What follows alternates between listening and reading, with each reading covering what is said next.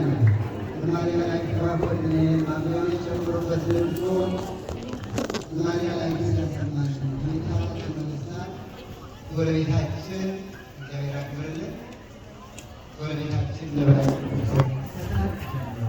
የተሰጠን ጊዜ ከመለኮት ጋር ዳዊት በደብረ ገነት ከአባታችን ከካህኑ በኩለት በኋላ ቀሲስ ይሆናል። ጌታ ግርማ ርዕሰ አድባራት ደብረ ሰላም ቤተክርስቲያን የዛሬ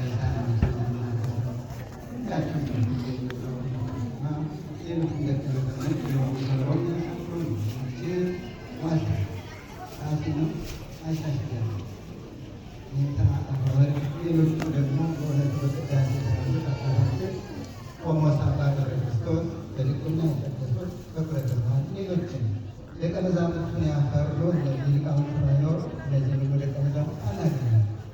በዚህ ምክንያት እነሱን ያሉ ደቀ መዛሙርቱ